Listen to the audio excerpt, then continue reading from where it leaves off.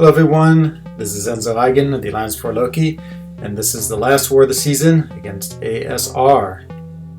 And this is a compilation of mostly BG3 fights in this war. So first we have Dap It Down. This is Dap the Great, and here he is on sort of the joint path fight that you have to do in section 2 on the left side. And this is a Sorcerer Supreme, so again, a very new champion, and so it's always a little interesting to find these new champions in war. And so there's a lot of strategy goes on behind trying to decide who's the best, and he has Rourke on the team, so we go in with him, and it turns out he is absolutely perfect. So it's a special one power lock, but that ends up not mattering at all because Rourke is just building up his sort of flame charges, and then aside from just making sure he baits out heavies, it's a pretty straightforward fight. I mean, the damage is crazy once he has those 10 charges. I mean, it's just doing so much extra, and it's done. So this is one of my fights. So I'm on the very first path, and of course I'm really stressed out because this is a tough war. You know, we're trying to get into the top 3, and this is my first fight on node 7. And so I'm going in with Guillotine. I find out it's Havoc, and of course she's perfect because she has the armor up, which prevents the plasma charges from building up. So things are sort of going to plan. Of course it's Bane too, so I have to play around that a lot and making sure I get the Bane transferred back onto him so I don't take too much degen. He's a little tricky. You see right here, the Bane's on me for a good couple of seconds because I can't get him to you can't parry him so easily, so you usually have to wait and just counterattack his heavy. Now he refuses to throw his SP3. And I'm waiting. Now the Bane's on me. It's ticking down a lot, and now I'm back in the corner. And I dodge his heavy, and I try to hit him a couple of times. But then his power gain, I forgot, pushes into the SP3, and I'm like, oh man. I was really nervous I was going to die and get us an instant death in this war. So I eat the SP3, and I hold my breath, and by some miracle I'm alive because he doesn't do any of the detonate since I don't have any plasma charges build up on me because of my armor. I immediately throw my SP3 because I'm worried about the degen. I know I'm going to lose the SP3 at the very end, so I can't build up the combo for the next fight, but I thought winning this fight was more important than finishing on SP3. And so now again, just in the same state where I'm just sort of trying to wait out the Bane, trying to time it perfectly. I do, and now everything's okay, but still 2%, and I sort of wanted to get my healing to activate because she has really good healing, but it doesn't. But at least I won. So the next fight coming up is really, I thought, a genius tactic. So this is Dreamin against one of like 2 intermediate minis, and he lets himself get hit 4 times. And the reason why, he builds up his power, so it's like a cheap way to use a PS1 start. Then he launches his SP2, and that's the end. This next fight doesn't go quite as well. So this is the first fight on section 1 on path 4. It's against the Domino. She's unstoppable, and she has Spite too. So of course she's gaining power, and he is and she's often unstoppable. So it's just sort of waiting, building his time, trying to get to his SP2, and finally he does. And so he dodges the heavy, throws the SP2. Everything's going to plan. He doesn't have any charges yet, so it's not doing huge damage, but again, pretty good. And the great thing about this is with the power boost on, he has now 2 bars of power again. So he immediately goes and throws his SP2. He misses with the first 2 because he's far away, and look what happens on the third one.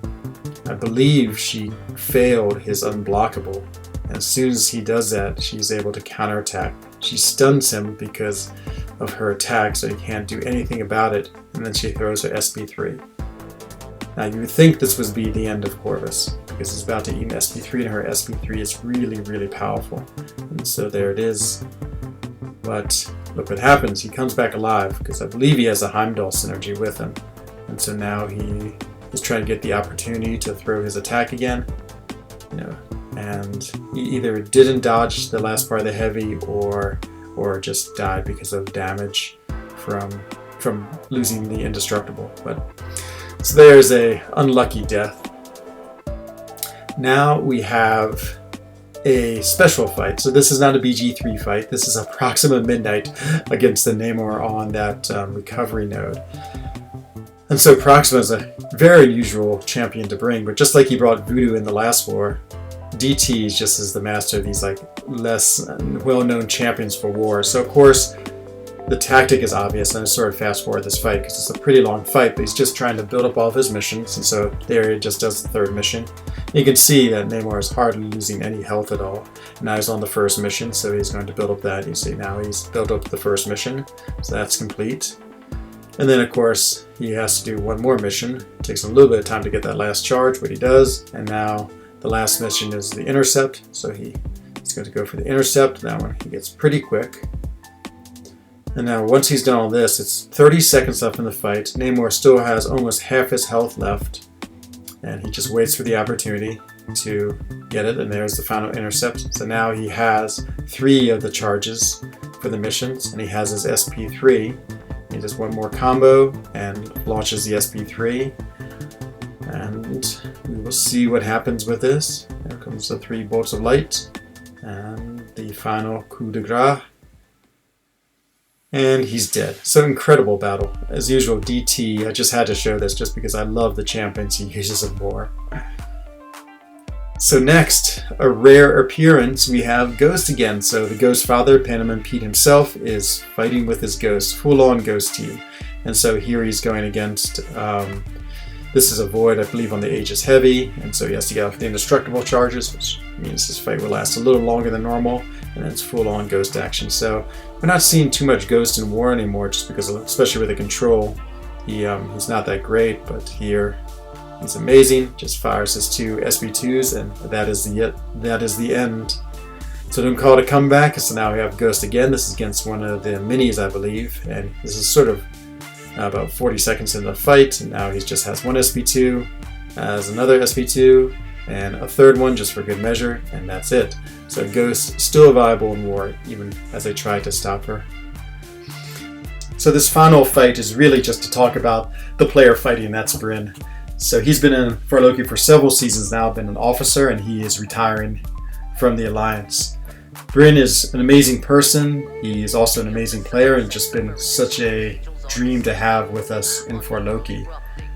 He set the single season power rating for For Loki. So power rating are our internal metric that charts how well a person does in war, and he's had the best season of anyone ever in the years it's been kept, or not years, in the seasons it's been kept.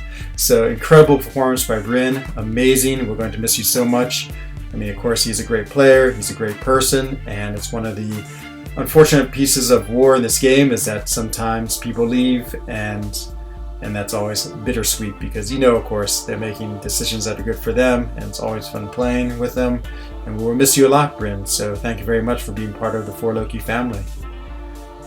So that's the end of this season's videos. I hope you liked watching them. I'll probably be back next season. I'm not sure if I'm going to do any of the off season or not. But until then, I will see you in the next video. This is Enzo Eigen of the Alliance For Loki, wishing you a good evening. Bye-bye.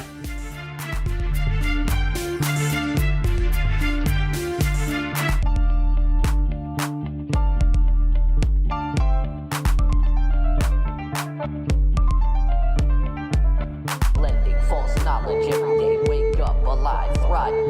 For the answers I live within this vinyl, getting spun in this spiral. Binary codes filthy viral.